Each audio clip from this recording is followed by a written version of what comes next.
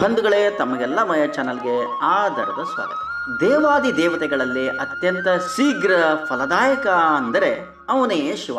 ಒಮ್ಮೆ ಒಲಿದರೆ ಸಾಕು, ಭಕ್ತರಿಗೆ ಕುಬೇರನ ಖಜಾನೆ, ಸತಿ, ಸುತ, ಆರೋಗ್ಯ, ಪದವಿ, ಸಕಲ ಸೌಭಾಗ್ಯವನ್ನೇ ದಯಪಾಲಿಸ್ತಾನೆ. ಹಾಗೆಯೇ ದುಷ್ಟರನ್ನ ತ್ರಿನೇತ್ರ ಧಾರಿಯಾಗಿ ಸುಟ್ಟು ಬೂದಿಯೂ ಮಾಡುತ್ತಾನೆ. ಇಂತಹ ಮಹಾದೇವನ ಕೃಪಾಕಟಾಕ್ಷಕ್ಕಾಗಿ ಪ್ರತಿ ಸೋಮವಾರ ಶಿವನನ್ನ ಸನಾತನಿಗಳು ವಿಶ್ವದಾದ್ಯಂತ ಆರಾಧಿಸ್ತಾರೆ. ಶಿವನನ್ನು ಲಿಂಗ ರೂಪದಲ್ಲಿ ಪೂಜಿಸುವುದು ನಿಮಗೆ ಗೊತ್ತೇ ಇದೆ.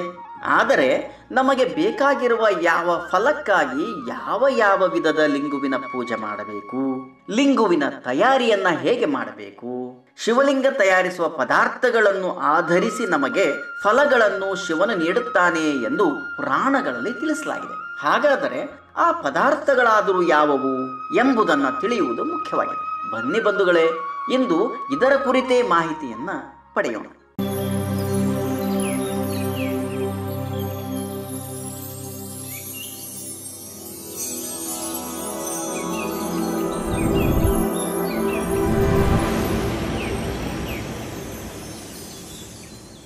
ಬಂಧುಗಳೇ, ಶಿವಪುರಾಣದ ಪ್ರಕಾರ ಭಗವಾನ್ ವಿಶ್ವಕರ್ಮನಿಗೆ ವಿವಿಧ ಫಲಾಪೇಕ್ಷೆಗೆ ಅನುಗುಣವಾಗಿ ಶಿವಲಿಂಗವನ್ನ ತಯಾರು ಮಾಡಲು ಮತ್ತು ಅವುಗಳಿಂದ ನರಸುರರು ಇಡೀ ಪ್ರಪಂಚದ ಸಕಲ ಸುಖ ಸಂತೋಷವನ್ನ ಮತ್ತು ಆಸೆಗಳನ್ನ ಪೂರೈಸಿಕೊಳ್ಳಲು ನೀಡುವಂತೆ ಆದೇಶಿಸಿದನು. ವಿಶ್ವಕರ್ಮನು ವಿವಿಧ ವಸ್ತುಗಳು ಅಂದರೆ ಲೋಹಗಳು ಮತ್ತು ರತ್ನಗಳಿಂದ ಶಿವಲಿಂಗವನ್ನ ತಯಾರಿಸಿದನು. ಈ ಎಲ್ಲಾ ಶಿವಲಿಂಗಗಳಿಗೂ ಪ್ರತ್ಯೇಕ ಹೆಸರನ್ನೂ ನೀಡಲಾಯಿತು. ಆ ಎಲ್ಲಾ ಶಿವಲಿಂಗಗಳ ಪ್ರಯೋಜನವು ಭಿನ್ನವಾಗಿದ್ದವು. ಬನ್ನಿ ಅವುಗಳ ಬಗ್ಗೆಯೇ ತಿಳಿಯೋಣ. ಪುಷ್ಪ ಶಿವಲಿಂಗ. ಒಂದು ವೇಳೆ ಪಿತ್ರಾರ್ಜಿತ ಆಸ್ತಿ ಕೈತಪ್ಪಿ ಹೋಗಿದ್ದರೆ, ಬೇರೆಯವರ ಪಾಲಾಗಿದ್ದರೆ ಮರಳಿ ಪಡೆಯಲು ಶ್ರಾವಣ ಮಾಸದಲ್ಲಿ ಹೂವಿನಿಂದ ತಯಾರಿಸಲಾದ ಶಿವಲಿಂಗವನ್ನ ಪೂಜಿಸಬೇಕೆಂದು ಪುರಾಣಗಳಲ್ಲಿ ತಿಳಿಸಲಾಗಿದೆ.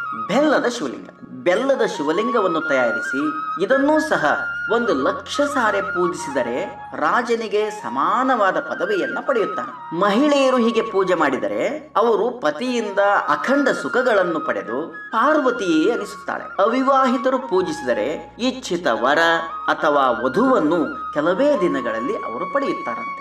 ಮಣ್ಣಿನ ಶಿವಲಿಂಗ. ಮಣ್ಣಿನಿಂದ ಮಾಡಿದ ಶಿವಲಿಂಗವನ್ನ 1,00,000 ಸಾರೆ ಪೂಜಿಸುವುದರಿಂದ ಮನುಷ್ಯನು ಮುಕ್ತಿಯನ್ನ ಪಡೆಯುತ್ತಾನೆ. ಗೋಮಯ ಅಥವಾ ಸಗಣಿಯ ಲಿಂಗ.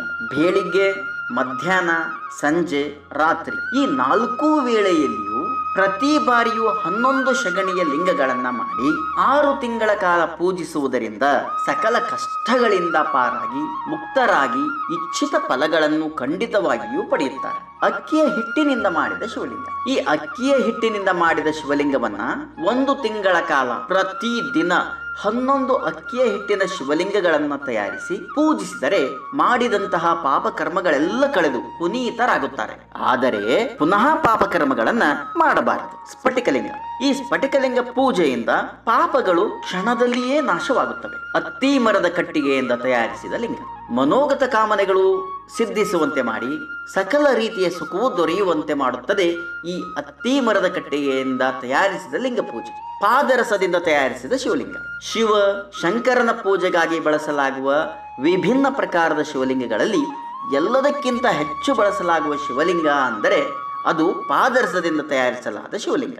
ಈ ರೀತಿಯ ಶಿವಲಿಂಗದ ಪೂಜೆಯಿಂದ ದೇವಾದಿದೇವ ಶಿವ ಶೀಘ್ರದಲ್ಲಿಯೇ ಪ್ರಸನ್ನನಾಗಿ ತನ್ನ ಭಕ್ತಾದಿಗಳ ಇಷ್ಟಾರ್ಥ ಪೂರ್ಣಗೊಳಿಸುತ್ತಾನೆ ಎನ್ನಲಾಗುತ್ತದೆ. ಪಾದರಸ ಶಿವಲಿಂಗದ ಪೂಜೆ ಸರ್ವ ಕಾಮಪ್ರದಾಯಕ, ಮೋಕ್ಷದಾಯಕ ಹಾಗೂ ಪಾಪನಾಶಕವೂ ಎಂದು ಕೂಡ ಹೇಳಲಾಗುತ್ತದೆ.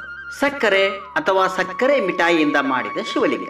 ಈ ಸಕ್ಕರೆ ಅಥವಾ ಸಕ್ಕರೆ ಮಿಠಾಯಿಯಿಂದ ಮಾಡಿದ ಶಿವಲಿಂಗವನ್ನ ಪೂಜೆ ಮಾಡುವುದರಿಂದ ನಿಮ್ಮ ಕುಟುಂಬದಲ್ಲಿ ಯಾರಿಗಾದರೂ ಯಾವುದೇ ರೀತಿಯ ಕಾಯಿಲೆ ಇದ್ದರೆ ಅಥವಾ ಅನಾರೋಗ್ಯದಿಂದ ಬಳಲುತ್ತಿದ್ದರೆ ಕಲ್ಲು ಸಕ್ಕರೆಯಿಂದ ಮಾಡಿದ ಶಿವಲಿಂಗವನ್ನ ಪೂಜಿಸುವುದರಿಂದ ರೋಗಿಯ ರೋಗವು ವಾಸಿಯಾಗುತ್ತದೆ. ಕಲ್ಲು ಸಕ್ಕರೆ ಶಿವಲಿಂಗವನ್ನು ಪೂಜಿಸುವುದರಿಂದ ಪತಿ ಮತ್ತು ಪತ್ನಿ ನಡುವಿನ ಸಂಬಂಧದಲ್ಲಿ ಮಾಧುರ್ಯವನ್ನು ತರುತ್ತದೆ ಮತ್ತು ಚಂದ್ರನಿಗೆ ಸಂಬಂಧಿಸಿದ ದೋಷಗಳು ದೂರವಾಗುತ್ತವಂತೆ.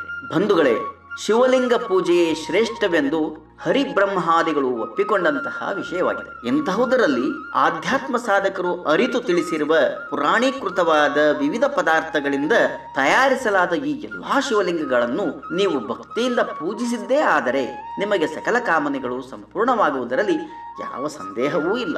ಇದು ಪುರಾಣೋಕ್ತವಾದ ಸತ್ಯವಾಗಿದೆ. ಹೀಗೆ ಯಾವುದೇ ಪ್ರಕಾರದ ಲಿಂಗವನ್ನ ಪ್ರತಿದಿನ ಪೂಜಿಸುವುದರಿಂದ ಮನೋಭಿಲಾಷೆಗಳು ಈಡೇರುತ್ತವೆ. ಶಿವನನ್ನ ಬಿಲ್ವಪತ್ರೆ, ಅಕ್ಷತೆ, ಶ್ರೀಗಂಧ, ತುಂಬೆ ಹೂಗಳು, ಎಕ್ಕದ ಹೂಗಳಿಂದ ಪೂಜಿಸಿದರೆ ಶಿವನು ಬೇಗನೆ ಪ್ರಸನ್ನನಾಗುತ್ತಾನೆ. ಅಲ್ಲದೆ ಸೋಮವಾರ ಉಪವಾಸ ಆಚರಿಸುವುದರಿಂದ ದುಃಖ, ರೋಗ, ವೈಷಮ್ಯ ಮುಂತಾದ ತೊಂದರೆಗಳು, ಆರ್ಥಿಕ ತೊಂದರೆಗಳು ಮಂಜಿನಂತೆ ಕರಗಿ ಹೋಗುತ್ತವೆ. ಅನಾದಿ ಕಾಲದಿಂದಲೂ ಆಚರಿಸಿಕೊಂಡು ಬಂದ ಪೂಜಾ ಪದ್ಧತಿಯ ಬಗ್ಗೆ ತಿಳಿಸಿದ ಈ ಮಾಹಿತಿ ನಿಮಗೆ ಇಷ್ಟವಾಗಿದೆ ಎಂದು ಭಾವಿಸಿದ್ದೇನೆ. ಇಂತಹುದೇ ಮಾಹಿತಿಗಾಗಿ ನಮ್ಮ ಮಯ ಚಾನಲ್ ಅನ್ನು ಸಬ್ಸ್ಕ್ರೈಬ್ ಮಾಡಿ, ಲೈಕ್ ಮಾಡಿ, ಈ ವಿಡಿಯೋವನ್ನು ಆಸಕ್ತರಿಗೆ ಶೇರ್ ಮಾಡುವುದರ ಜೊತೆಗೆ ಬೆಲ್ ಐಕಾನ್ ಒತ್ತುವುದನ್ನು ಮರೆಯಬೇಡಿ.